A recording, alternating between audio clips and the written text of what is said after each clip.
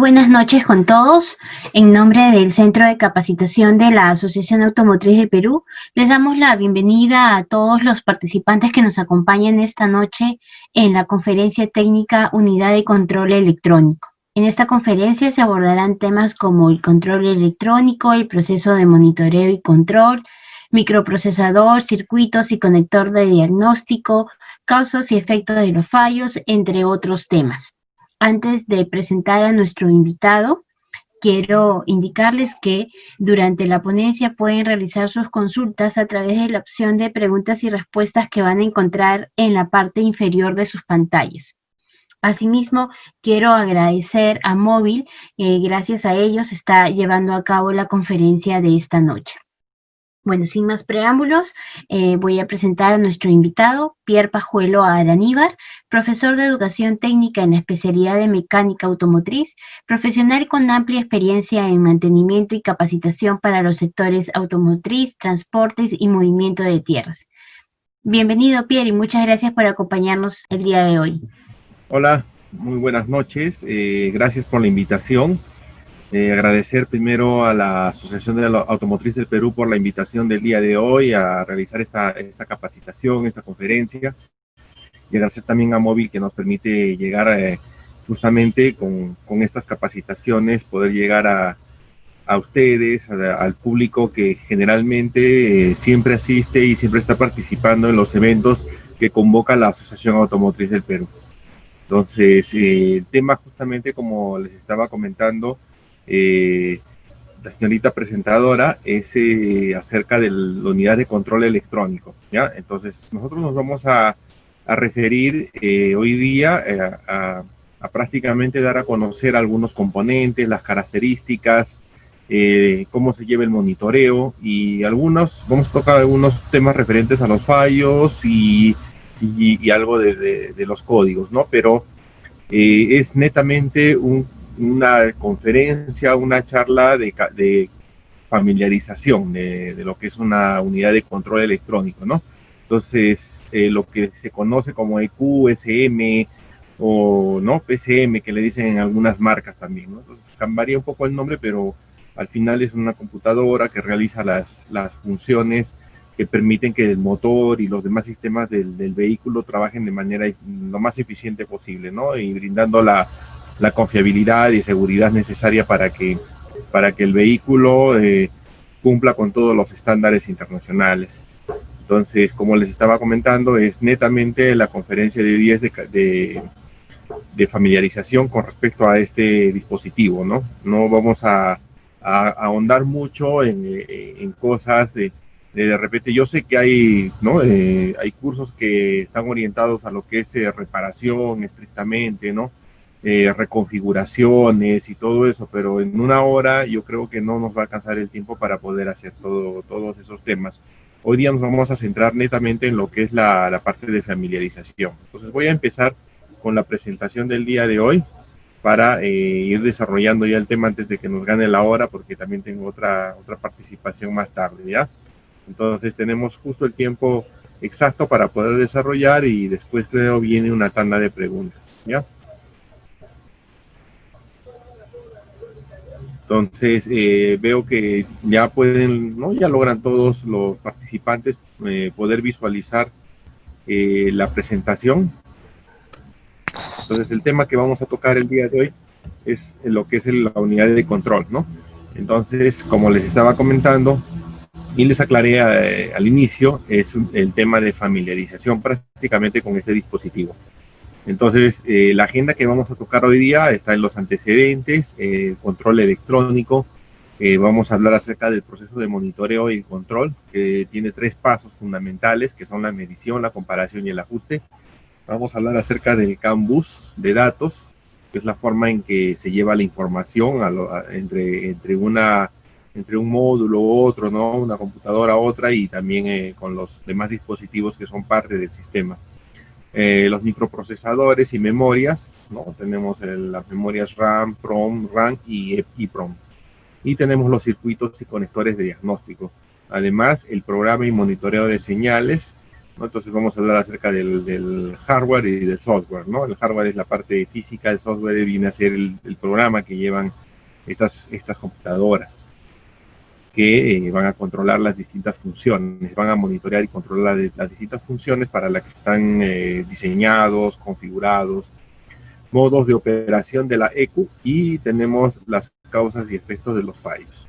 En cuanto a los antecedentes, si hablamos de la necesidad de instalar estos equipos en los vehículos, necesidad se ve a partir de mediados de los años 70, cuando hubo la crisis del petróleo, en el año 73, 72, una crisis a nivel mundial, donde afectó mucho, ¿no? Afectó mucho, sobre todo porque los motores eran motores que necesitaban trabajar con mayor cantidad de combustible para lograr las potencias, lograr el rendimiento, lograr la entrega de torque que tenían estos motores. Necesitaban una buena cantidad de combustible. A raíz de eso, de esa crisis del petróleo, se empezó a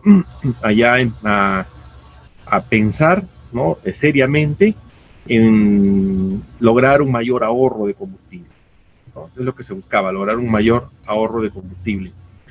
Y después, a finales de los 70, inicios de los 80, se fue implementando muchos más aspectos relacionados a la parte de control del combustible, porque ya las normas medioambientales fueron cada día más exigentes, ¿no? En los países desarrollados, en los países donde se fabrican estos vehículos, las normas empezaron a ser cada día más exigentes en cuanto a lo que es emisiones de gases tóxicos, y eso, si no me equivoco, lo vimos en una conferencia anterior acerca de los sistemas ¿no?, los componentes o dispositivos que van en el sistema de escape para el control de las emisiones.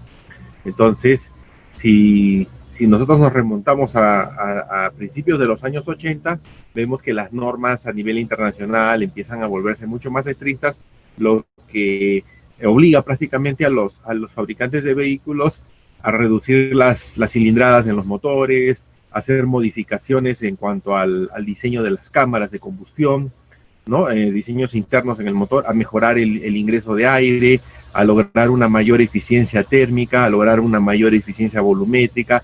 Todo esto orientado a dos factores fundamentales, que son la reducción del consumo de combustible y también la reducción de emisiones tóxicas al medio ambiente. Y después ya a finales de los años 80 e inicios de los años 90, hubo mucha más preocupación por los sistemas de seguridad, ¿no?, en los vehículos. Lograron una mayor seguridad, tanto en el momento del funcionamiento de los componentes del vehículo, ¿no?, de los sistemas de motor, transmisión, lograr más confiabilidad en estos componentes, lograr una vida útil más adecuada, y también brindar más seguridad a los ocupantes del vehículo. Entonces se fueron haciendo mucho más comunes. Ya existían porque ya estaban muchas empresas, muchas fábricas, muchos consorcios o grupos automotrices ya habían visto la necesidad de ir implementando sistemas electrónicos que mejoren las características de frenado, de estabilidad y de seguridad tanto activa como pasiva de los vehículos. Entonces ya han ido desarrollando esta tecnología, pero la aplicaban solamente en vehículos de alta gama o en algunas series especiales de vehículos. No eran accesibles a todo el público.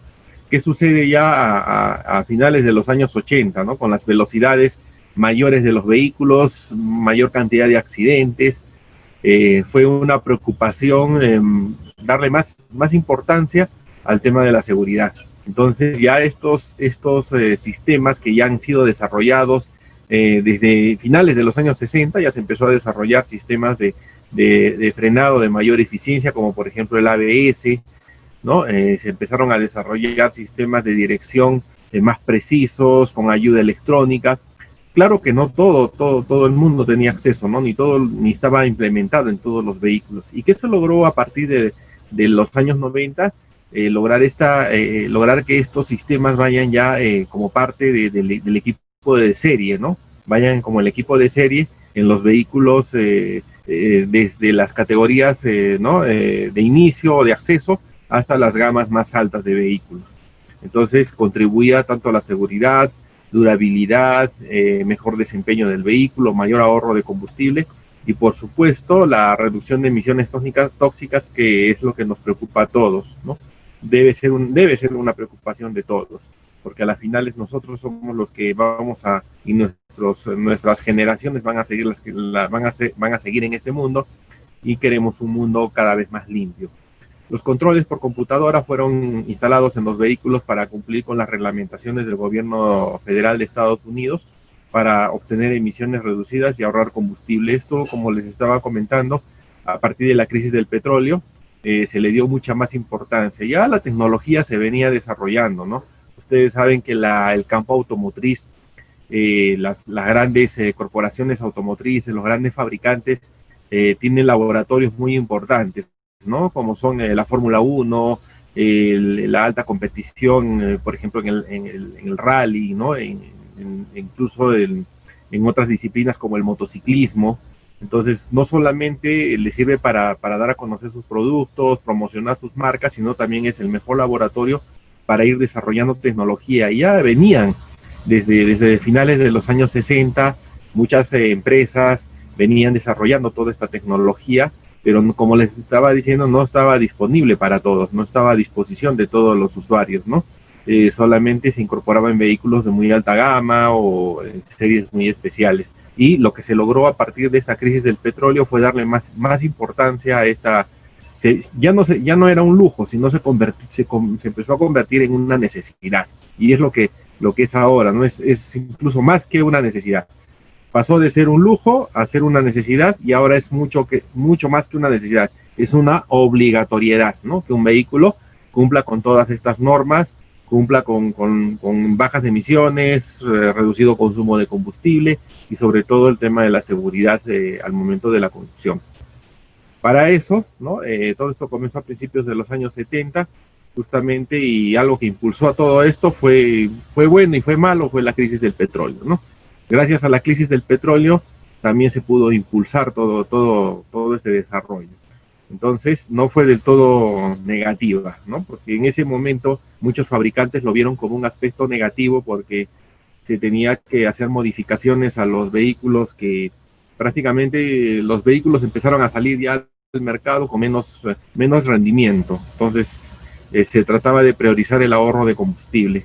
Pero ¿qué sucede con la incorporación de la electrónica? Se han logrado actualmente estándares bastante altos que logran balancear, ¿no? El reducido consumo de combustible y alta entrega de torque, de potencia, un buen rendimiento de los motores y un mayor aprovechamiento de la energía de los combustibles, y también en cuanto a los sistemas electrónicos que se implementan en los sistemas del vehículo, en los otros sistemas como los sistemas de frenos, de suspensión, de dirección, para mejorar la seguridad, ¿no? Y en la transmisión también, ¿no? Sobre todo en los sistemas de tracción integral y todo eso, para mejorar la seguridad conductiva y el desempeño de los vehículos, ha ido contribuyendo a que la tecnología, ¿no? Prácticamente las casas matrices han empezado a desarrollar, han empezado a hacer una carrera prácticamente en el desarrollo de tecnologías. Cada día vemos en cada presentación de distintas gamas de vehículos, de distintas marcas, que van incorporando cada vez más novedades, ¿no? Que van dándonos más seguridad, más facilidad y muchas ventajas más. El control electrónico. Controlar es comparar un parámetro real con otro previamente programado, ¿no? De eso se trata. Nosotros, ¿qué es lo que hacen las computadoras, ¿no? En los vehículos? Lo que hacen es comparar, ¿no? Tienen información o reciben información, ¿no? Para ello se cuenta con sensores que van instalados en distintos puntos. Antiguamente se instalaban solamente sensores en el motor y en alguna otra parte del vehículo. Ahora los vehículos modernos prácticamente están cargados de sensores que van constantemente enviando información a la computadora, ¿no? Las computadoras llevan parámetros incorporados, parámetros que van en sus memorias, y empieza a hacer una comparación. Es lo que se llama el control, ¿no? El controlar es comparar un parámetro real, lo que está, la información que recibe de los sensores, con otro previamente programado, ¿no? Tiene un software, tiene un programa donde hay mucha información con la que va a comparar estos parámetros y esta información que recibe de los sensores, la información real, la información del momento, ¿no? La información que se está dando en ese instante, versus la información que tienen sus programas, con el fin de determinar si existe algún desvío y aportar la información necesaria para detectar cuáles son las posibles causas y poder corregir así ciertas acciones, ¿no? Entonces, una vez que recibe la información, empieza el proceso de ir comparando los parámetros. Si hablamos de un sistema de alimentación de aire, ¿no? Tenemos 3 parámetros muy importantes, que son la temperatura, el caudal de aire, tenemos la presión. Si tenemos un motor turboalimentado, tenemos mayor cantidad de parámetros, tenemos la temperatura de entrada y de salida de los sistemas de post-enfriamiento o interenfriamiento, tenemos sensores de temperatura, ¿no? A la salida del turbo, a la entrada del turbo, tenemos sensores de presión, ¿no? A la salida del turbo, y así cada tecnología que se va implementando requiere también de mayor cantidad de información que tiene que recibir la computadora para hacer ajustes más exactos, ¿no? Hablábamos la charla anterior acerca de los sistemas de escape y control de emisiones, ¿no? Entonces la tecnología de la electrónica también está incorporada en el tanque de combustible, en los sistemas de control de evaporaciones, ¿no? En la sonda la sonda lambda o el sensor de oxígeno, y así en distintos puntos constantemente enviando información que va a ir comparando, ¿no? Con la información que tienen los programas, para determinar cuál es el ajuste más preciso, el ajuste más exacto para lograr el mayor rendimiento del componente del que está recibiendo la información. Si hablamos de una relación, ¿no? Estiquiométrica, una relación lo más exacta posible en cuanto a la cantidad de aire y de combustible que está admitiéndose dentro de la cámara de combustión, para lograr una combustión cada vez más eficiente. Entonces, la información, es importante que esta información llegue lo más ¿no? precisa posible, lo más exacta, llegue en el menor tiempo posible, ¿no? Las computadoras trabajan a velocidades increíbles, computadoras que trabajan actualmente demasiado rápido, procesan la información, ¿no? Constantemente, ¿no? En milésimas de segundo, y van haciendo los ajustes correspondientes para lograr un mayor rendimiento de cada parte o de cada componente del vehículo. El proceso de monitoreo y control, ¿no? Este proceso de monitoreo y control tiene un primer paso, ¿no? Un primer paso, que es la medición. Para ello, la computadora debe adquirir información a través de diferentes sensores ubicados en lugares estratégicos. Entonces, para este caso, para hacer la explicación de esta primera etapa del proceso de monitoreo y control, hemos tomado como ejemplo 2 sensores, ¿no? El sensor del CKP, ¿no? El sensor inductivo de revoluciones, en este caso, ¿no? Vemos el sensor que va ubicado y va a servir para monitorear el rango de revoluciones o las revoluciones del cigüeñal. Y tenemos otro sensor, que es el sensor de picado, que le dicen, o sensor de detonaciones, ¿no? Entonces, este sensor que va ubicado a un costado de la cámara de combustión, ¿no? En el cilindro donde trabaja el pistón. Entonces, en este caso, estos 2 sensores, ¿no? Están constantemente enviando información a la computadora, ¿no? Sean del tipo que sean sensores inductivos, sean sensores de efecto Hall, sean sensores ¿no? de tipo potenciómetro, sean termistores, sean sensores iónicos, ¿no? Ópticos, todos los sensores están constantemente enviando información a la computadora, ¿no? Para ello la computadora debe adquirir información a través de diferentes sensores ubicados justamente en lugares estratégicos. El segundo paso, bueno, la información de algunos sensores es utilizada para monitorear dos o más sistemas en algunos casos. El segundo paso del proceso de monitoreo y control es la comparación, ¿no? La computadora compara el desempeño actual de un determinado dispositivo contra una norma o estándar previamente determinado por el fabricante. Es un proceso que se lleva a cabo en una computadora, ¿no? En una unidad de control electrónico, en una unidad de procesamiento, en este caso, ¿no? Tenemos acá un ejemplo, ¿no? Distintos parámetros, tenemos ¿no? Las señales que está recibiendo la EQ del sensor. Entonces vemos sin picado, por ejemplo, y con picado, ¿no? Con respecto al sensor que habíamos visto en la imagen anterior del sensor de detonaciones, ¿no? Entonces la diferencia que hay con lo que, ¿no? Con respecto a lo que el sensor, la información que recibe la computadora del sensor, con respecto al parámetro que lleva incorporado o al parámetro que lleva grabado, ¿no? Este es lo que debería ser, este es lo ideal, ¿no? Este es lo que la computadora sabe que así debería funcionar este sensor, la información que debe recibir de este sensor debe tener estas características. Pero ¿qué sucede? Está recibiendo, ¿no? Está recibiendo esta información que está alejándose del estándar, ¿no? Está alejándose de esta característica, y lo que va a hacer es tratar de corregir, ¿no? Ver los medios para empezar a corregir este problema, o en todo caso darlo a conocer, ¿no? Mediante una alerta, una alarma de mal funcionamiento.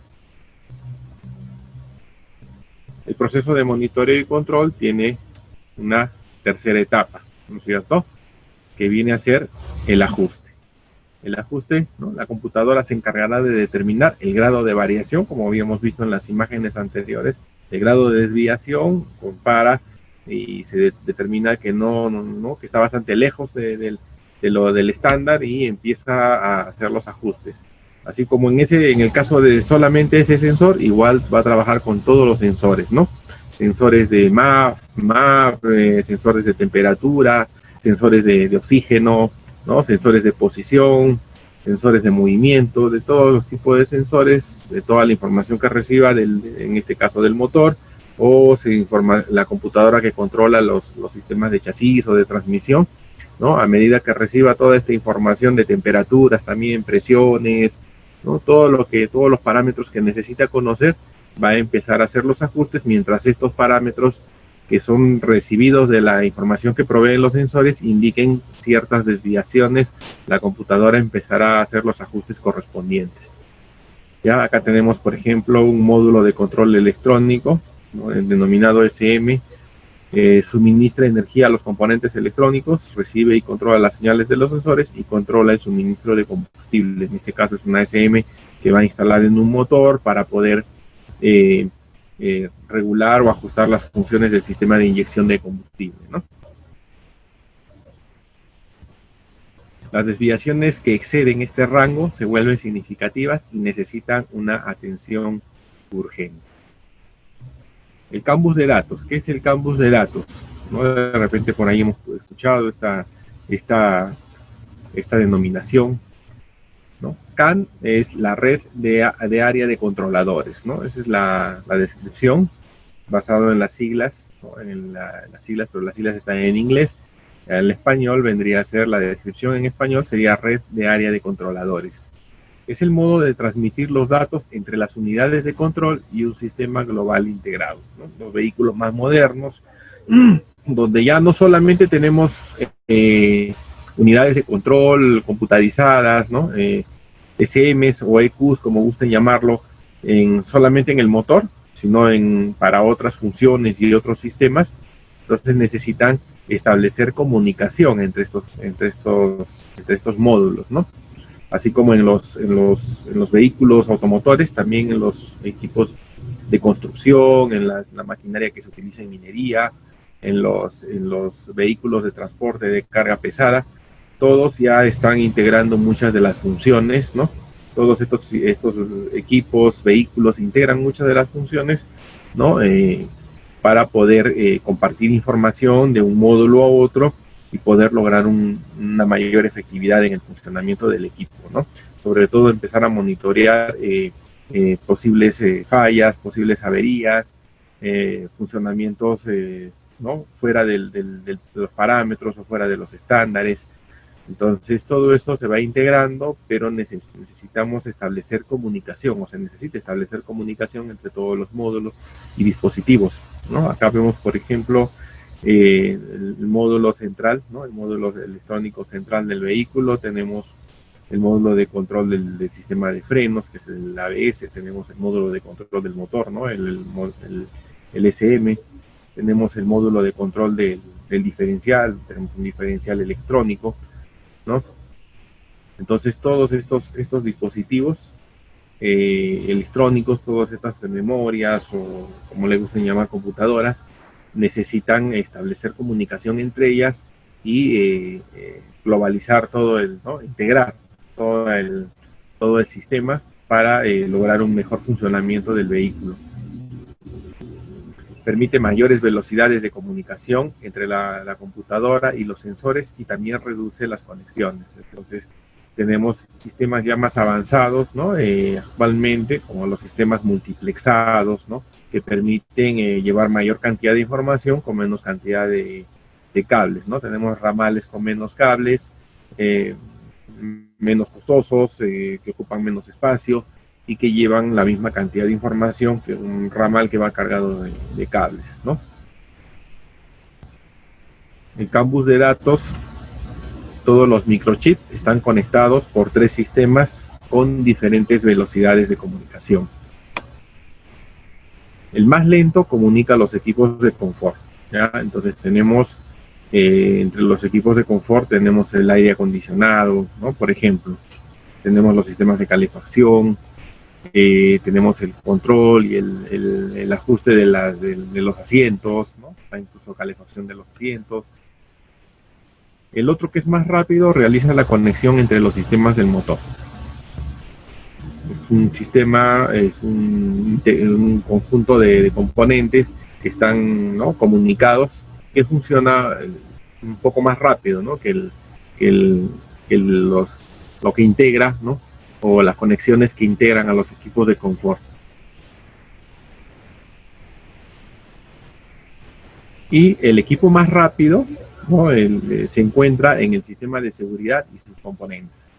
Tenemos los sensores de choque, ajustadores, los airbags, sensores de cinturones y otros, ¿no? Entonces, ¿por qué actualmente es una prioridad el que el vehículo se pueda conducir con seguridad? Entonces tenemos que integrar los sistemas relacionados a la seguridad, como son los airbags, el ABS, el sistema de control de tracción, ¿no? Los sistemas de control de estabilidad en algunos vehículos.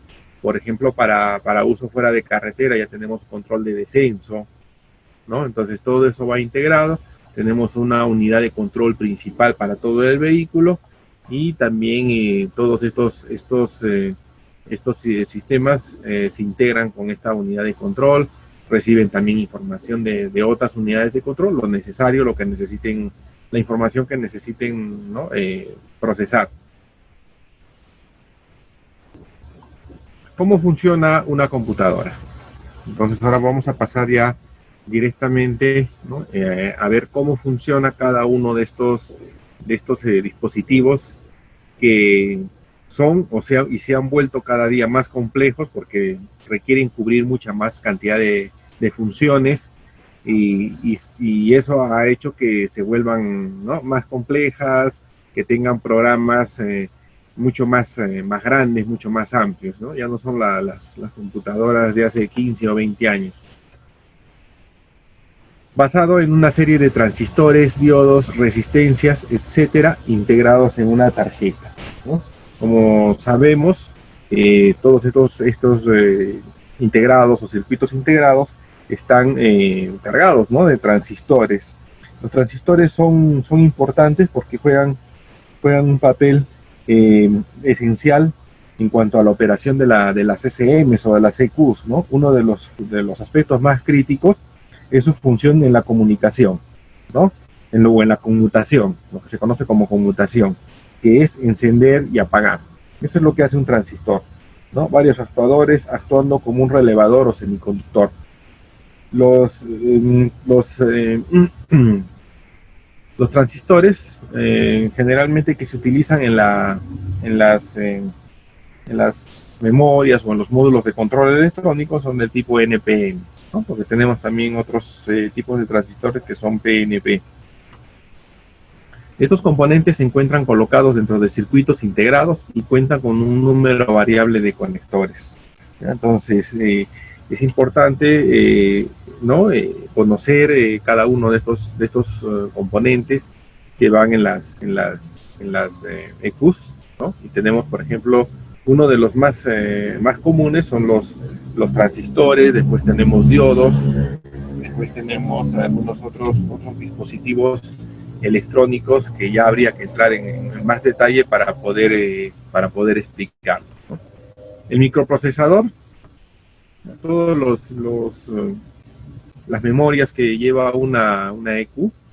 Son o se conocen como microprocesadores, ¿ya? Lo que habíamos visto en la agenda acerca de la memoria RAM, ROM, PROM, ¿no? Todas estas son tarjetas, ¿no?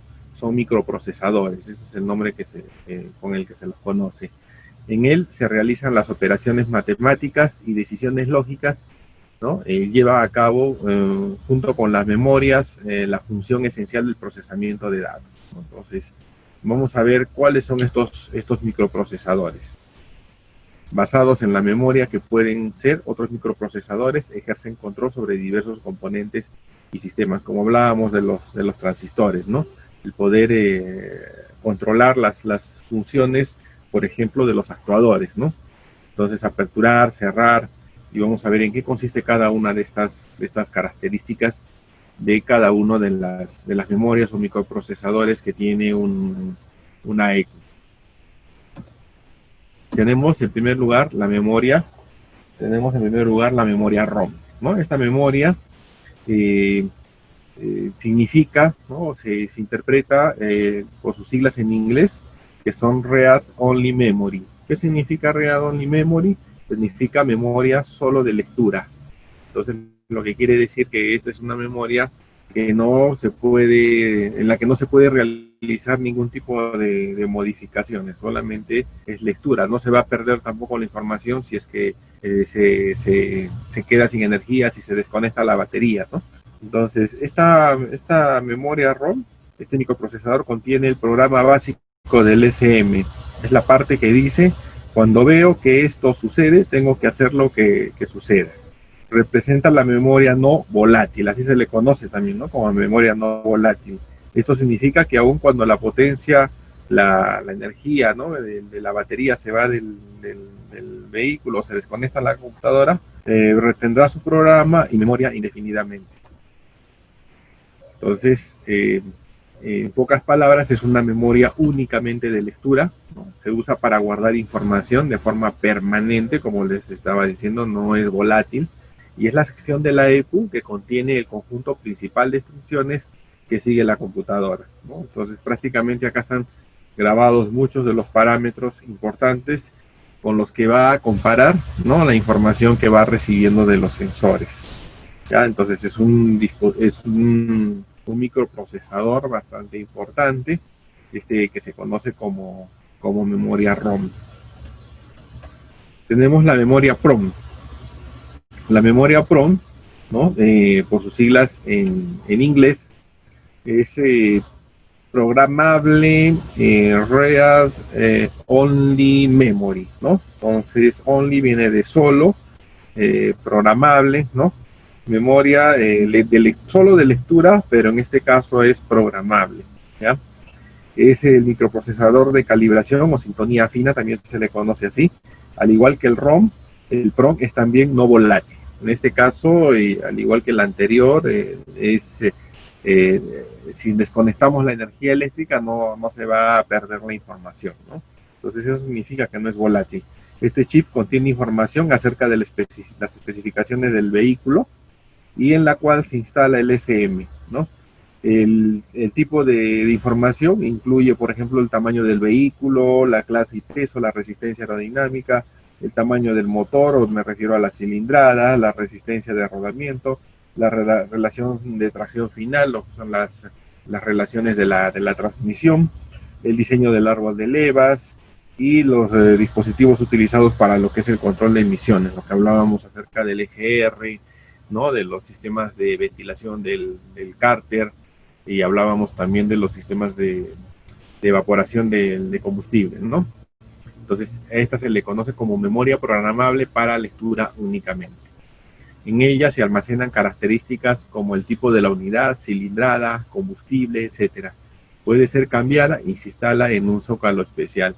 ¿A qué se refiere con que puede ser cambiada, ¿no? Entonces, si nosotros queremos lograr mayor rendimiento en este caso del motor, ¿no? Que el motor tenga mayor rendimiento, existen los chips, ¿no? Los famosos chips de rendimiento, que se reemplazarían por este chip, ¿no? Y se lograría un mayor rendimiento del motor, ¿no? Prácticamente acá está información muy importante relacionada a las características técnicas del vehículo.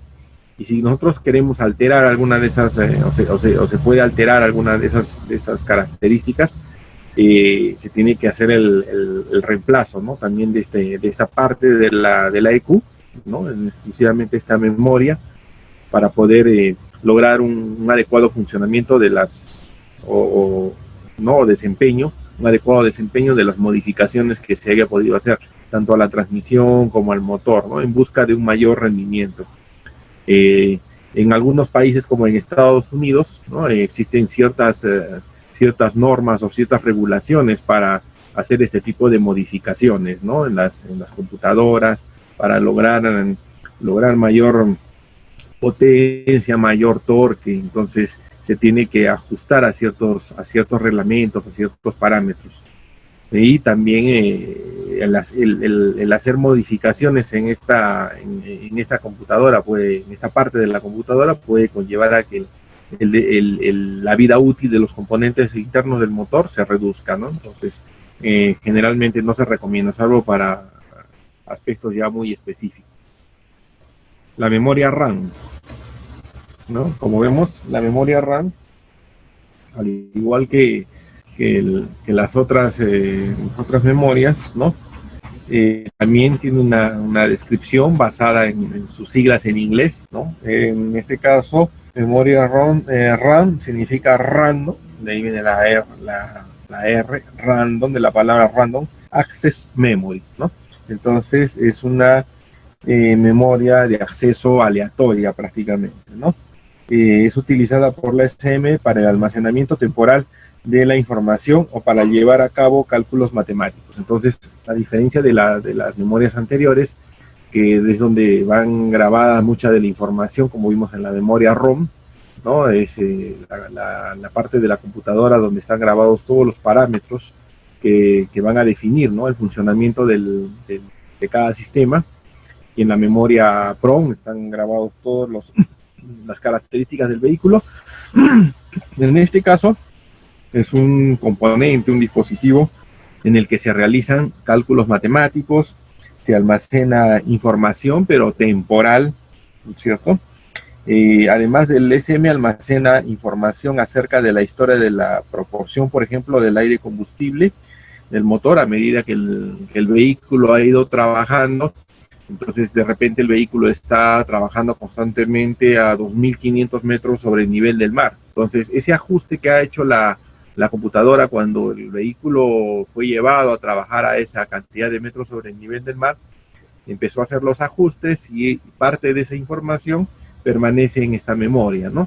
Porque hizo los ajustes necesarios para que el motor tenga cierto rendimiento, eficiencia a esa cantidad de metros sobre el nivel del mar, ¿no? Se hizo los ajustes en cuanto a la cantidad de combustible, a la proporción correspondiente a la proporción de oxígeno que existe en el aire a esa cantidad de metros sobre el nivel del mar, ¿no? Determinó también el avance del encendido y todo aquello que contribuye a tener un mejor rendimiento a esa cantidad de metros sobre el nivel del mar. Entonces, esa información que ha sido, podríamos decir, adquirida, ¿no? Ha sido se ha ido incorporando poco a poco con el mismo funcionamiento del vehículo, esa información se va a almacenar temporalmente en esta memoria, ¿no?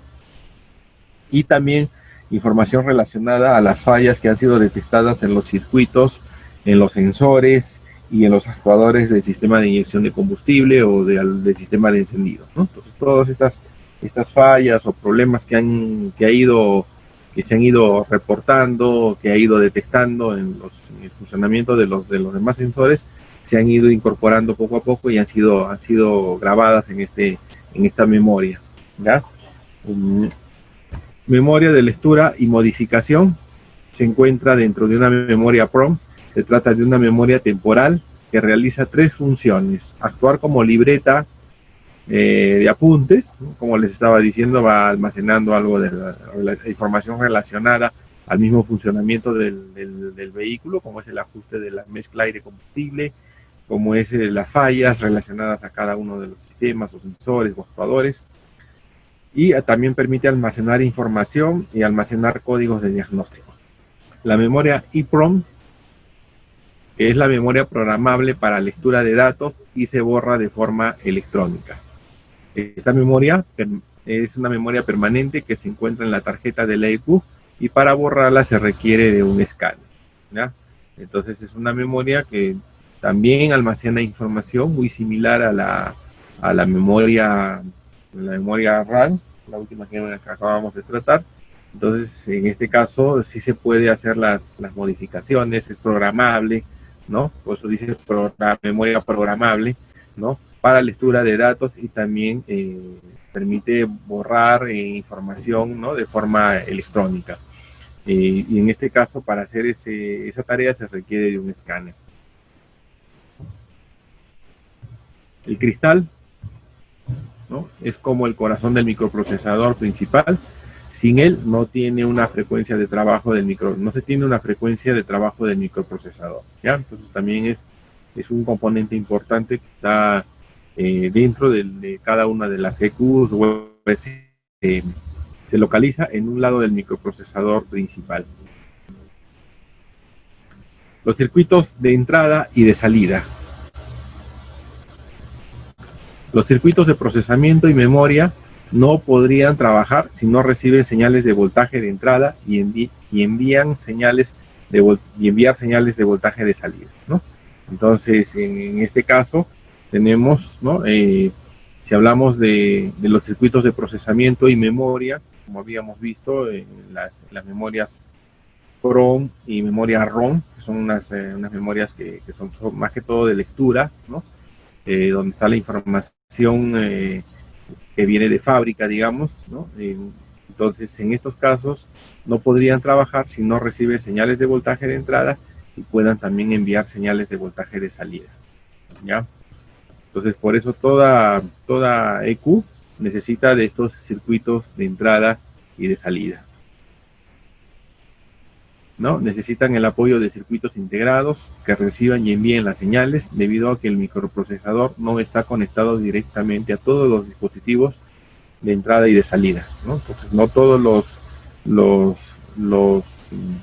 las memorias que hemos visto, que se conocen como microprocesadores, están conectados directamente a todos los dispositivos de entrada, ¿no? No están conectados directamente a los sensores, no todos, y ni tampoco a los actuadores directamente. Entonces se necesitan del apoyo de circuitos integrados, ¿no? Para que estos se encarguen de recibir y enviar las señales.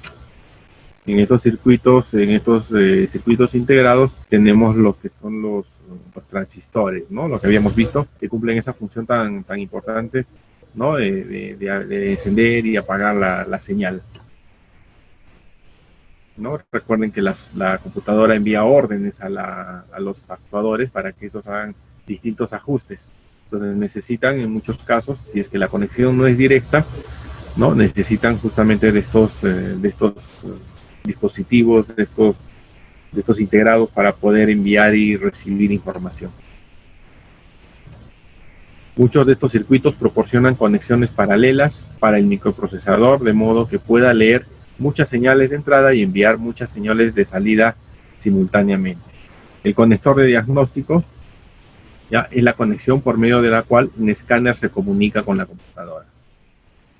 Se encuentra ubicado en la parte inferior del tablero de instrumentos y se vincula a la ECU a través del conector de datos, ¿no? Bueno, esa es una ubicación referencial. Hay vehículos donde el conector de diagnóstico está ubicado en el mismo cofre del motor, ¿no? Depende del diseño. Bueno, acá hemos puesto una ubicación referencial, ¿no? Y lo que va a permitir es que la ECU, ¿no? se pueda comunicar, ¿no? Con un escáner, en este caso un equipo de diagnóstico, ¿no? El programa viene a ser el software, ¿no? El software que lleva incorporado, lleva grabado la computadora. ¿En qué consiste este software, no? Es una lista compleja de instrucciones y parámetros previamente grabados, ¿no? Entonces, ¿dónde va el software? Ya hemos visto en la memoria. Tenemos la memoria ROM y la memoria PROM, ¿no es cierto? Son memorias que no son solamente de lectura, no son modificables, ¿no? No se pueden borrar. Entonces, ahí está justamente grabado el programa, ¿no? Ahí están la lista compleja de instrucciones, los parámetros que previamente vienen grabados de fábrica y que le dicen a la computadora cómo controlar el motor bajo ciertas condiciones, ¿no? En este caso, para el motor, si fuera una EQ, una SM para una transmisión, también hará lo mismo, ¿no? El programa estará basado en instrucciones y parámetros que van a permitir que, digamos, las marchas se realicen en un orden determinado, ¿no? Que las válvulas moduladoras trabajen en un determinado ciclo, se vayan aperturando y cerrando una a la otra, ¿no? Y vaya permitiendo un escalonamiento adecuado de los cambios o de las marchas. Y también en otros tipos de sistemas que puedan llevar, ¿no? Sistemas de enfriamiento, sistemas de controles hidráulicos que puedan llevar un programa, ¿no? Una computadora y un respectivo programa, van a tener que tener una lista compleja de instrucciones y parámetros para poder hacer que el sistema funcione de manera eficiente. El funcionamiento de la ECU se divide en 4 funciones básicas, ¿no? La entrada, el procesamiento de datos, ¿no? La entrada es, ¿no? Gracias a la entrada de información que procede de los sensores, las memorias, como hemos visto, ¿no? ROM, PROM, ¿no? RAM, se van a encargar de procesar esta información, ¿no? Los microprocesadores. Por eso se les llama microprocesadores. Tenemos el almacenamiento, hay memorias como la RAM, que hemos visto que almacena información, y tenemos por último la salida, que son las órdenes que se va a dar a los actuadores, ¿no? Para que realicen ciertas funciones, ciertos ajustes. El monitoreo de señales, ¿no? Vamos a ver cómo se realiza este monitoreo de señales que habíamos visto acá, ¿no? Entonces, hablando acerca de la entrada. Entonces, si hablamos de entrada de información, hablamos de monitoreo de señales, y esto gracias a los sensores. Tenemos el monitoreo de señales en cuanto a las condiciones operativas del motor, ¿no? ¿Qué se puede monitorear en cuanto a las condiciones operativas del motor? El calentamiento del motor frío, ¿no? Por ejemplo. Ya vamos a ver más adelante que la ECU tiene distintos modos de operación, ¿no? Donde justamente va a contribuir a que un arranque frío sea más fácil, ¿no? Va a haber cierto enriquecimiento también el calentamiento del motor, va a lograrse en el menor tiempo posible, porque la computadora va a ir ajustando constantemente, pero para hacer ese ajuste necesita recibir información, ¿no? También, aparte del calentamiento de motor frío, tenemos la marcha en caliente, la marcha con motor caliente. Entonces ahí habrá que recibir, ¿no? Ahí monitoreará el motor en función a la señal que recibe de los sensores, por ejemplo, IAT, ¿no? Del sensor de temperatura del aire de la admisión, el sensor de la temperatura del aire, la temperatura del refrigerante. En algunos motores de aplicaciones, por ejemplo, en construcción, en transporte de carga pesada, tenemos sensores termistores, ¿no? Que miden no solamente la temperatura del aire, la temperatura del refrigerante, sino también la temperatura del aceite lubricante, ¿no? A la entrada y a la salida del enfriador de aceite, ¿no? Tenemos incluso sensores de temperatura de combustible. Entonces, va a ir monitoreando constantemente todo lo que son temperaturas. Control de marcha mínima, ¿no? Entonces, también el control de la marcha en ralentí, control de velocidad en vacío, ¿no? Cuando no está sometido a carga. Tenemos la sincronización del avance de la chispa, ¿no? Ya entramos ahí al sistema de encendido. Entonces, ¿qué sensores se va a utilizar para poder monitorear estas condiciones operativas del motor? Tenemos sensor de temperatura de refrigerante, por ejemplo, ¿no? El sensor de posición del acelerador, o TPS, ¿no? El sensor de presión absoluta del múltiple, ¿no? O el sensor MAP, el sensor de flujo de masa de aire, el MAP, el sensor de revoluciones o CKP, tenemos también el sensor CMP, ¿no? Revoluciones del árbol de levas, posición o revoluciones del árbol de levas, tenemos el sensor de oxígeno, sonda lambda. Todos estos sensores van a permitir que la EQ, ¿no? Pueda realizar esta función, lo que hemos visto acá, lo que hemos visto en la primera, ¿no? La entrada y el procesamiento de los datos, ¿no? Acerca del programa. Entonces, necesita monitorear todas estas condiciones operativas del motor haciendo uso de estos sensores, ¿no? En cuanto al monitoreo de señales, ¿no? ¿Cuánto combustible es entregado? En el anterior habíamos visto las condiciones operativas del motor, pero ahora vamos a monitorear, ahora la computadora va a monitorear cuánto combustible es entregado, ¿no? ¿Qué va a monitorear? El control de los inyectores, ¿no? Recuerden que la dosificación del combustible va a depender mucho del tiempo en que permanece abierto el inyector, ¿no? Tenemos el tiempo de ignición, cuando ya el encendido, el control de la bomba de gasolina para monitorear la presión del combustible. ¿Qué sensores vamos a utilizar? El sensor de oxígeno, por ejemplo, ¿no? Sonda lambda, el sensor de presión absoluta del múltiple o sensor MAF, el sensor MAF, que es el sensor de flujo de masa de aire, el sensor TPS, que es el sensor del trouble position, ¿no? De la mariposa, el sensor CKP y el sensor de velocidad del vehículo, ¿no?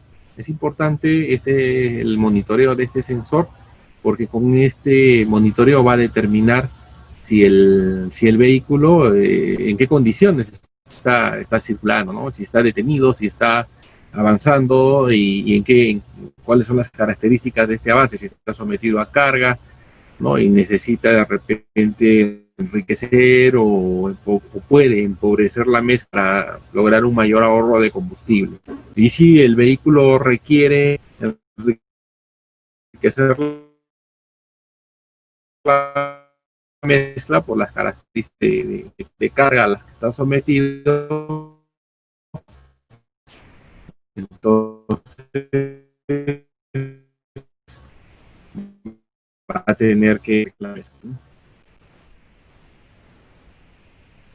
Señales, ahora vamos a ver cuánto aire está entrando al motor, ¿no? Así como hemos visto las condiciones operativas, ahora es muy importante para que el motor pueda funcionar de manera eficiente, que es la cantidad de aire que se va a monitorear. El sistema tiene algunos sensores, como son el sensor de oxígeno, sobre el que ya habíamos hablado en la charla anterior, ¿no? El sensor sonda lambda, que es parte de los dispositivos que van a hacer un ajuste, una regulación del control de emisiones. Tenemos el sensor MAP, que es el sensor de presión absoluta del múltiple, el sensor de flujo de masa de aire, el sensor de temperatura del aire en la admisión y el sensor de posición del cigüeñal, ¿no? CKP.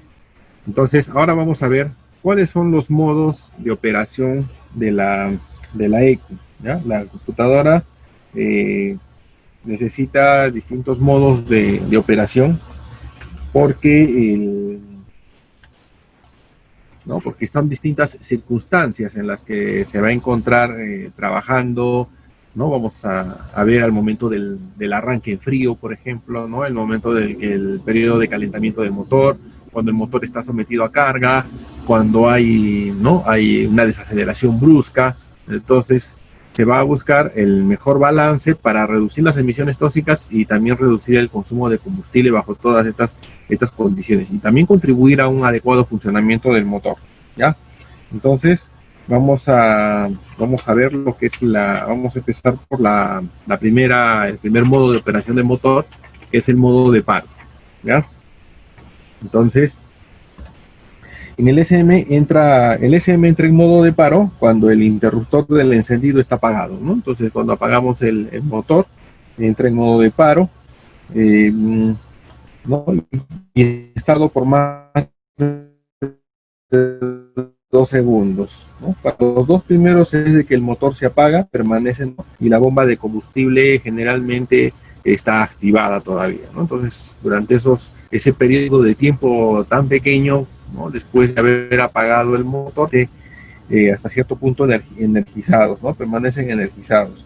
Después que pasan los 2 segundos, toda la potencia se retira de los circuitos del SM con dos excepciones. La primera es el diagnóstico RAM, y los códigos de falla se retienen durante el modo de paro para los 50 rearranques del motor. La otra excepción es ¿no? En cuanto a la memoria RAM, ¿no? El multiplicador de aprendizaje en bloques, o lo que se le conoce como el VLM, permanece energizado y su memoria se retiene de modo, ¿no? de modo que cuando el motor se arranca en frío, el SM puede compensar las fugas de vacío y otros problemas en relación al aire combustible que puede haber detectado durante su última operación, ¿no? Durante el modo cuando se le llama el modo de lazo cerrado, ¿no?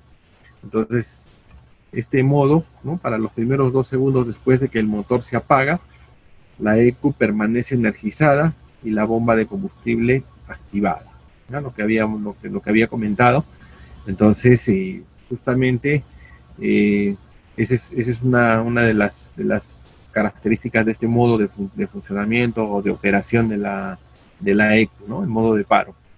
Entonces, una vez que hemos apagado el motor, todavía permanecen estos dispositivos, tanto la ECU como la bomba de combustible, energizados, ¿no? Después que pasan estos 2 segundos, prácticamente toda la potencia se retira, ¿ya? Lo que se va a mantener todavía, ¿no? Con dos excepciones, ¿no? La falla de los códigos para retener o mantener los códigos de falla que van en la memoria, si se acuerdan, en la memoria RAM, ¿no? En la memoria RAM teníamos que se iban a almacenar los códigos de falla. Entonces no va a desenergizar o no va a borrar esa información, ¿no? Se va a mantener. Porque toda esa información, esta memoria RAM y lo que se le denomina también el VLM van a permanecer energizados, porque se va a necesitar mucha de esta información acerca de las fallas, ¿no? Todo lo que pueda haber incorporado para poder, al momento de arrancar, ir compensando estos problemas, ¿no? Problemas, por ejemplo, como lo que habíamos mencionado en cuanto a la relación aire-combustible, ¿no? Que han sido detectados. Problemas relacionados, por ejemplo, a fugas de vacío, ¿no? Que haya podido detectar alguno de los sensores, y todo eso tiene que ser compensado al momento de un rearranque o de un nuevo inicio de funcionamiento del motor. Ya, por eso es que no se desenergiza esa memoria RAM, porque es la que almacena esta información. El modo de arranque, ¿no? Es otro de los modos.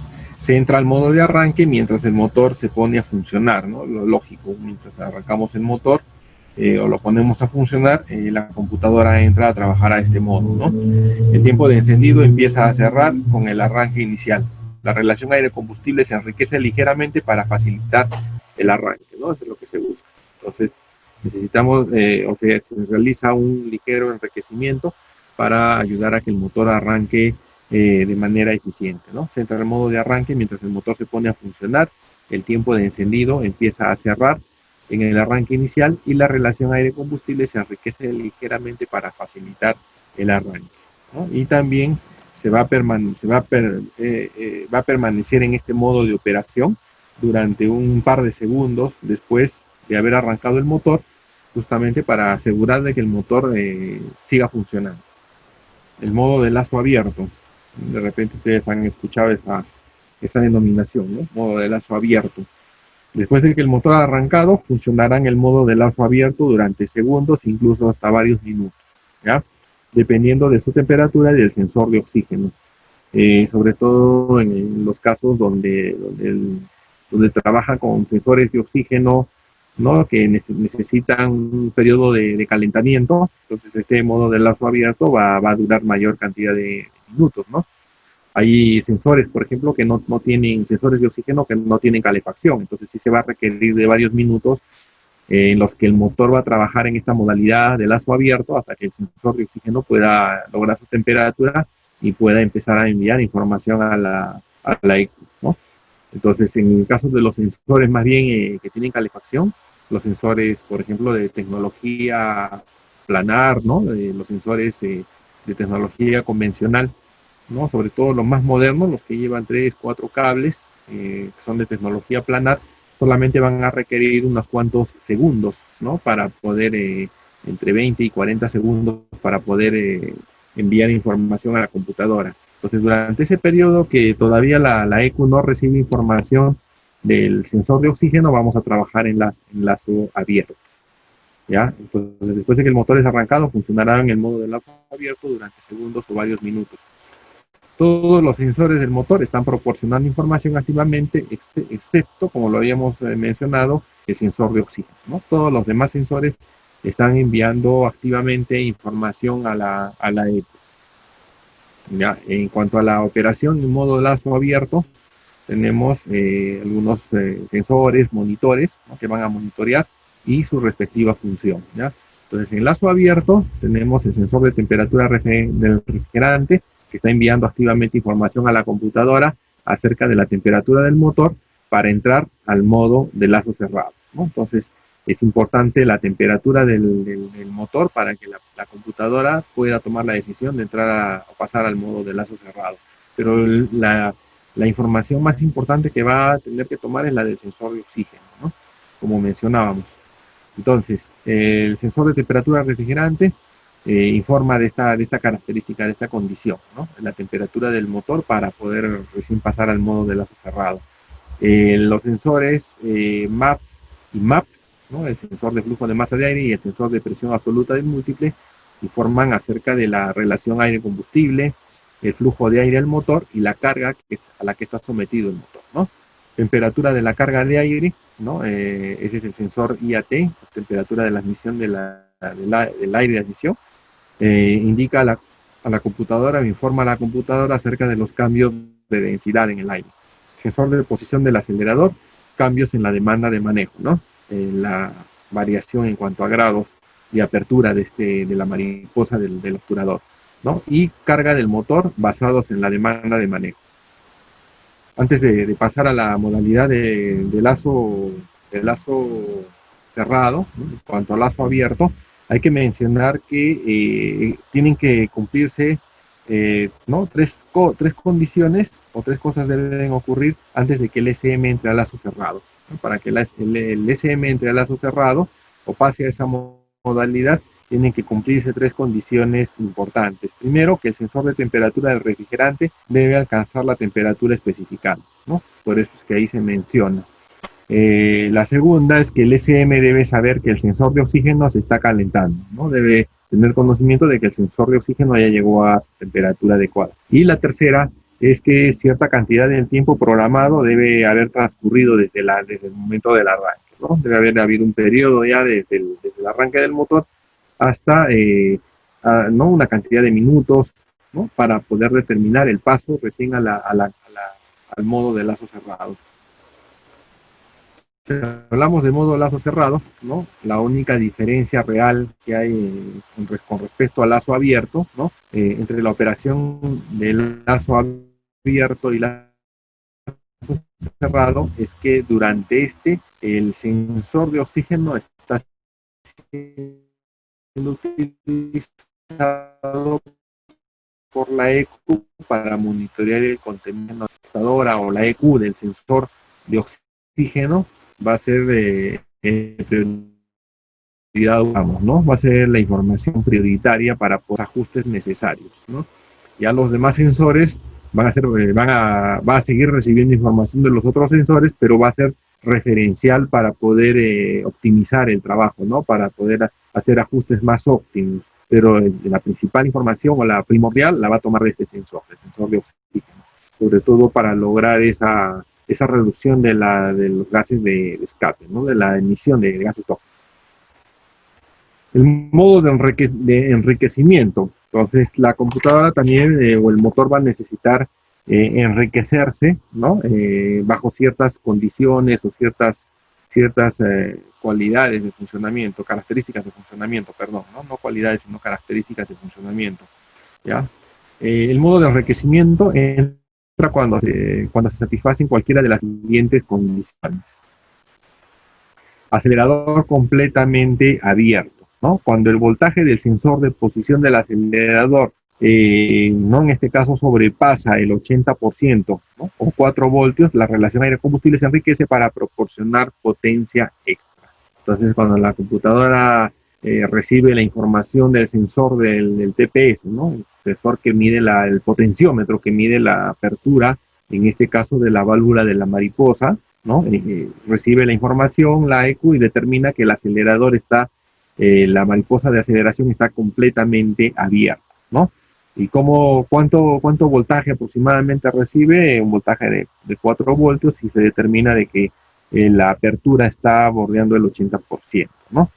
Entonces la relación de aire y combustible se tiene que enriquecer para proporcionar potencia extra. Eso significa que el vehículo, el motor, está siendo sometido a una aceleración bastante drástica, ¿no? Entonces necesitamos incrementar o contribuir a esa potencia extra, ¿no? Por lo que se va a enriquecer la mezcla. La otra es cuando el motor está sometido a una carga bastante alta, ¿no? Carga alta del motor. Cuando el voltaje del sensor MAP se aproxima a los 4 voltios, ustedes saben, cuando el motor está sometido a carga, ¿no? Está acelerado, ¿no? Está sometido a esta condición, entonces se va a generar mayor cantidad de vacío en el múltiple, y también va a ingresar mayor cantidad de aire, ¿no? Que va a necesitar para que pueda cubrir este vacío que van generando los pistones a medida que van descendiendo. Esas variaciones que son detectadas por el sensor de presión absoluta del múltiple o sensor MAP, ¿no? Que se aproxima a los 4 voltios, el SM entrará al modo de enriquecimiento, suponiendo que el motor está bajo una carga pesada, ¿ya? La otra es altas RPM del motor, ¿no? Cuando el motor está extremadamente a altas revoluciones, la carga aire-combustible que está realmente entrando a la cámara de combustión tiende a enfurecerse, ¿ya? Entonces, girando a altas revoluciones, las válvulas, ¿no? El aire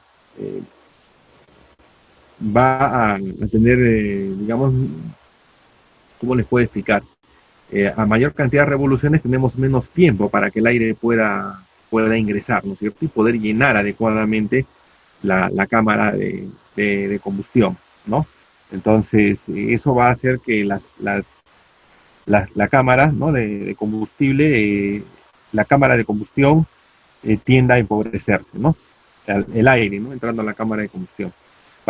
Para mantener la relación adecuada aire-combustible en 14:7:1, el SM entra al modo de enriquecimiento, ¿ya? Entonces, a altas RPM del motor también tenemos ese modo de enriquecimiento para poder compensar el empobrecimiento que normalmente se suele presentar, ¿no? Que se podría presentar en este caso. Sobrecalentamiento del motor, ¿no? Es otra de las condiciones en las cuales la computadora va a entrar en un modo de enriquecimiento, ¿ya?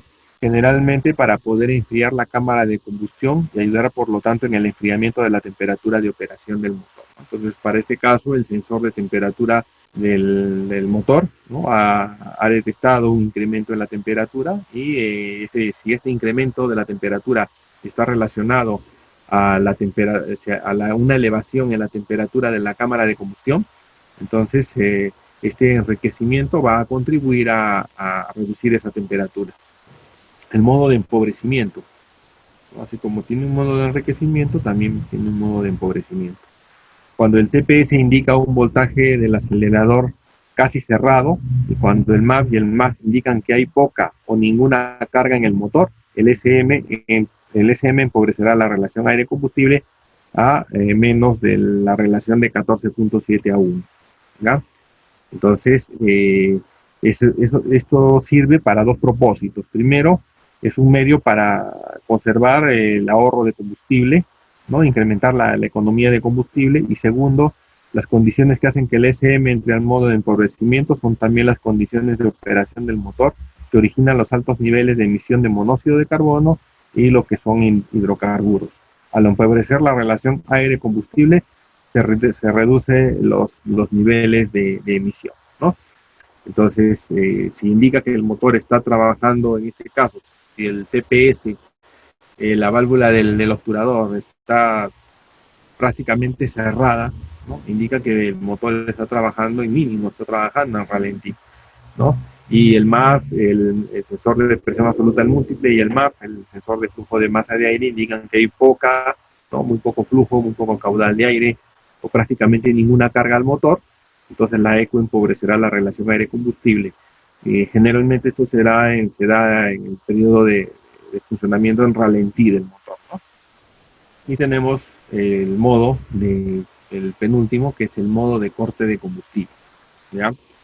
El modo de corte de combustible, ¿no? Cuando el acelerador está cerrado y el MAF indican una carga negativa en el motor. En este caso, una fuerte desaceleración, la ECU hará un corte en los inyectores, ¿no? Entonces, el SM cortará los inyectores. Una vez más, las emisiones de CO y HC se reducen a medida que disminuye las RPM del motor. Entonces, eso a fin de contribuir con la reducción de emisiones tóxicas al medio ambiente y también con el ahorro de combustible. Ya una desaceleración bastante fuerte, ¿no? Una carga negativa, entonces se corta el suministro de combustible de los inyectores. Las emisiones de CO y HC se reducen, ¿no? De hidrocarburos y de monóxido de carbono. Y tenemos el modo de arranque con motor ahogado, ¿ya? El último modo. Cuando se está arrancando el motor y el acelerador está más del 80% abierto, se entra en el modo de arranque con motor ahogado, ¿ya? Entonces, se va a arrancar el motor, pero no es lógico, ¿no? La computadora va a recibir esta información de que no es lógico que si vamos a arrancar el motor esté prácticamente la mariposa totalmente abierta, ¿no? En este caso un 80%. Entonces, ya la computadora interpreta de que es un modo de arranque, ¿no? Con motor ahogado. Se entra al modo de motor de arranque con motor ahogado, el cual cierra completamente los inyectores y empobrece la relación aire-combustible aproximadamente 20:1. ¿Ya? Eso va a contribuir a que el motor pueda arrancar a pesar de haberse prácticamente llenado los cilindros ¿no? Saturado con combustible, ¿no? Y no permite un arranque. Esto generalmente se da por reiterados intentos de arranque, intentos fallidos de arranque, ¿no? Se ha ido inyectando combustible y las bujías y el sistema de encendido no trabajan eficientemente y no logran arrancar el motor, ¿no? Tenemos lo que son las causas y efectos de los fallos, ¿ya? Entonces vamos a pasar a este tema, a lo que son las causas y efectos de los fallos. Entonces, en el caso de los EQs o SM, tenemos, por ejemplo, entre las causas el ingreso de agua. Entonces hay que tener mucho cuidado, ¿no? Al momento de realizar el mantenimiento, de lavar vehículos, ¿no? Evitar el ingreso de agua, al momento también de transitar, ¿no? Muchos hay que tener mucho cuidado con la ubicación del SM, ¿no? De los SM. Si hablamos de un vehículo moderno, vamos a tener SMs para distintas funciones, ¿no? No solamente el del motor, sino también el del vehículo y el de transmisión o el del diferencial, ¿no? Entonces hay que tener cuidado al momento de transitar de repente en una zona donde hay demasiada agua, donde el agua puede llegar a ingresar a estos dispositivos. Sobrecarga por cortocircuito también es otra de las causas que puede generar problemas en la EQ. Como sabemos, un cortocircuito es cuando la corriente encuentra el camino más corto para poder, ¿no? Retornar.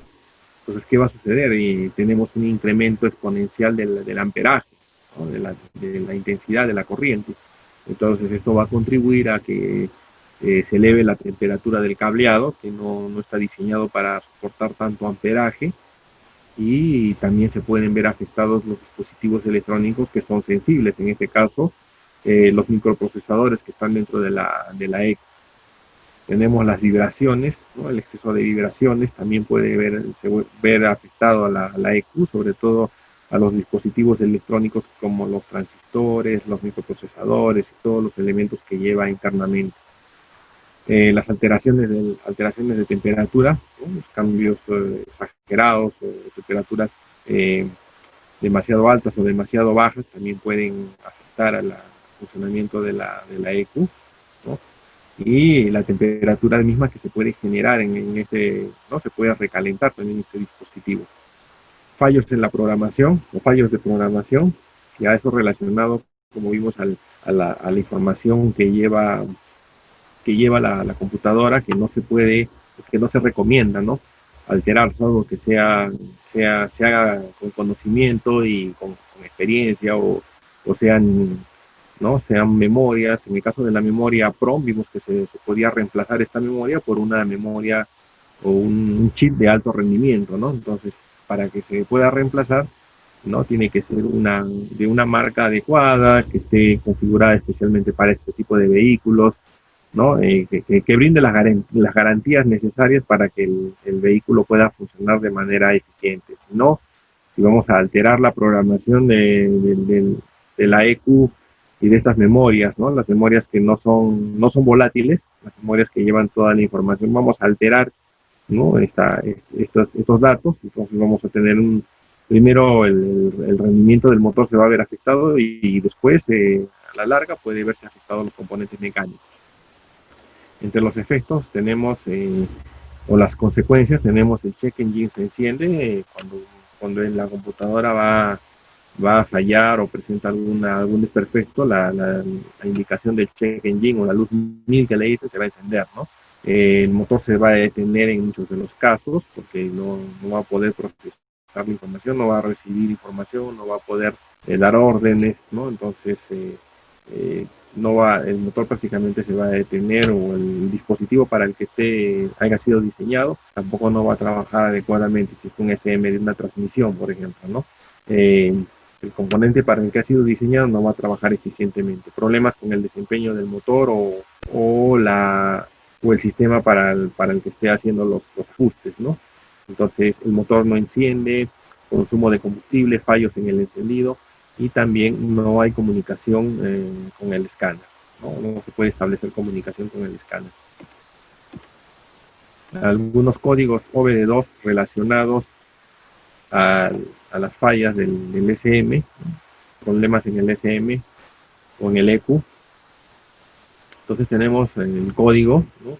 U0100, comunicación perdida con el SM o PCM, ¿no? Es otro nombre que se le da. Ya les dije que podemos utilizar SM, ECU, PCM, son nombres que cada fabricante le puede asignar a su módulo de control.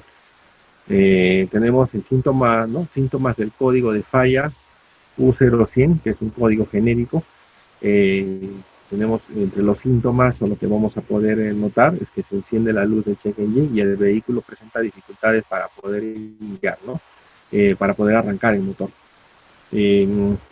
Causas del código OBD2, ¿no? U0100 genérico: tenemos daños en el módulo de control del motor o módulo de control de la transmisión, fallas de comunicación de la red del área de control, lo que es el CAN bus, ¿no? Puede que se haya instalado un componente informático para obtener un mejor rendimiento, lo que les estaba diciendo, el cual no es compatible con el cableado, ¿no? De uno de los módulos de control o el bus CAN. Entonces este chip o este módulo no es compatible con los sistemas que vienen ya instalados, ¿no? Sobre todo con el cableado, el CAN bus, ¿no? y los mismos otros microprocesadores. Conectores o cables de la computadora mal ajustados. El código P2610, módulo de control del motor FN, mal funcionamiento del temporizador y apagado interno del motor.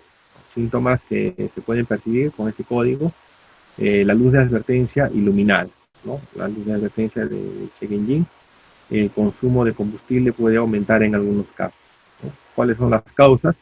Sensor de posición del cigüeñal defectuoso, el sensor CKP, o fallas tales como cortocircuitos a batería en el circuito de control de este sensor. Cableado dañado en cortocircuito al positivo de la batería, cableado y o conectores desconectados o corroídos, ¿no? A veces los conectores también presentan sulfatación, corrosión, algunos daños físicos, ¿no? Los conectores presentan daños físicos por manipulación inapropiada o por algunos golpes, en cualquier sistema asociado con el temporizador y apagado del motor. Software, ¿no? Se refiere a la programación o fallas de programación en el PCM, ¿no? En la computadora. Y tenemos la computadora EQ, PCM, como le gusten llamar, fallido o defectuoso. Ya antes de terminar la charla del día de hoy, quiero agradecer su participación, agradecerle a la Asociación Automotriz del Perú por la invitación y agradecer a Movi por permitirnos estar aquí como invitados. Y bueno, no me queda más que despedirme, ¿no? Creo que va a haber una tanda de preguntas, no sé si habrá, creo si todo ha quedado claro, ¿no? Porque también estamos justo con la hora, entonces habría que ver ya la pregunta del señor Max Jesús Mendoza Maldonado. Dice, ¿no? ¿Podría mencionar cómo se diagnostica si una EQ está bien o en mal estado? Hemos mencionado algunas de las posibles causas de fallas, algunos de los códigos relacionados y ¿no? Algunas de las causas y también voy a retroceder algunas de las causas, ¿no? En este caso algunas de las causas y efectos, ¿no? Relacionados a las fallas de la EQ. Entonces tenemos algunos efectos característicos, algunos indicadores, como gusten llamarles, que nos pueden dar a entender de que el EQ puede tener fallas o averías, ¿no? Ahora, no nos alcanzaría hoy día el tiempo para ver de repente, ¿no? Ampliar un poco el panorama con respecto a las condiciones de operación de las EQs y cómo se pueden ver afectadas, ¿no? Y yo he visto, ¿no? Incluso hay hasta cursos de reparación de EQs, pero yo he visto en distintas ocasiones, ¿no? Yo he trabajado con vehículos pequeños, he trabajado con vehículos de construcción, equipos de construcción, en minería, ¿no? Vehículos de carga pesada, en distintos rubros. He visto distintas fallas, ¿no? Relacionadas a las EQs, pero generalmente están relacionadas a que nosotros tenemos problemas o averías en cableados, en sensores, que no son corregidos a tiempo, ¿no? Una avería en un sensor, ¿no? En un cableado, que puede generar voltajes elevados, ¿no? El retorno de un voltaje elevado puede generar un cortocircuito. Un sensor, por ejemplo, que trabaja constantemente con el circuito abierto, ¿no? Si nosotros dejamos pasar el tiempo y dejamos que siga trabajando así, a la larga va a repercutir en el funcionamiento de la EQ, ¿no?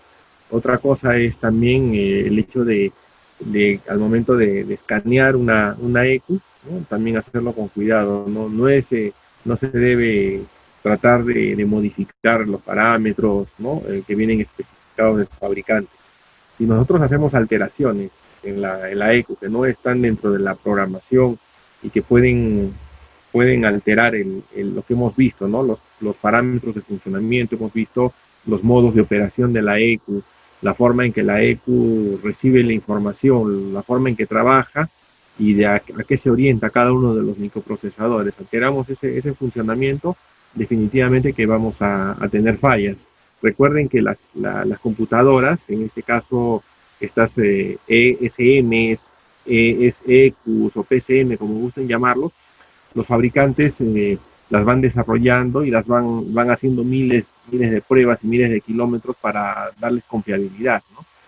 Teóricamente no deberían presentar fallas, ¿no? Si una EQ presenta fallas es porque no hemos atendido a tiempo un sensor defectuoso, un cableado en malas condiciones, ¿no? Algunos problemas como humedad, ingreso de agua, ¿no? Las sobrecargas, como dice acá, ¿no? El tema de vibraciones, que la computadora no está correctamente ajustada, atornillada a su punto donde va instalado, ¿no? Entonces, nosotros, generalmente lo que provocamos las fallas somos nosotros porque no estamos atendiendo a tiempo una advertencia que nos da la computadora, ¿no? Entonces, todas las fallas que tengamos, por ejemplo, relacionadas a sensores, tanto en el sistema de admisión como en el sistema de combustible o en el sistema de escape, tratemos de corregirlas lo más antes posible, ¿no? Para evitar que estas fallas al final puedan generar mal funcionamiento de la eco, ¿no? O puedan generar conflictos en la computadora, ¿no? Entonces, si nosotros corregimos a tiempo estas fallas, vamos a evitar que se generen este tipo de conflictos que podrían darse al interior de la computadora en alguna de las memorias, ¿no? En alguno de los microprocesadores. Ahora hay que tener en cuenta que internamente lleva, ¿no? Transistores, diodos, dispositivos que son bastante sensibles, como hemos visto, a los cambios de temperatura y son bastante sensibles también a los cortocircuitos, ¿no? O al incremento de la energía eléctrica, de la tensión, de la intensidad. Entonces, evitemos realizar procedimientos que no están permitidos por el fabricante, ¿no? Sobre todo en cuanto a la energía eléctrica. ¿Ya? Entonces, bueno, prácticamente tenemos una línea de consultas, de la línea de la Liga de Expertos Móvil, también pueden hacernos ahí algunas de las consultas que necesiten. Y también aprovecho la oportunidad para invitarlos a nuestra página de Facebook, ¿no? Tenemos la Liga de Expertos Móvil en Facebook. No me queda más que agradecer su participación, el haber asistido el día de hoy, estar presentes compartiendo esta información. La información se la vamos a hacer llegar a ¿no? La vamos a hacer llegar a la Asociación Automotriz del Perú y ellos les van a hacer llegar a ustedes esta información, a las personas que se han inscrito y que están participando. Y bueno, no me queda más que despedirme y agradecerles. Hasta una próxima oportunidad que tengamos de poder conversar y encontrarnos aquí en una de estas reuniones. Hasta pronto. Muchas gracias, Pierre. Muchas gracias a todos los participantes. Les agradecemos su participación. Igualmente los mantendremos informados de las futuras programaciones. Pueden ver toda la información en nuestra página web www.aap.com/biblioteca, donde van a poder ver tanto los videos como los materiales de presentaciones de nuestras conferencias. Muchas gracias a todos. Buenas noches.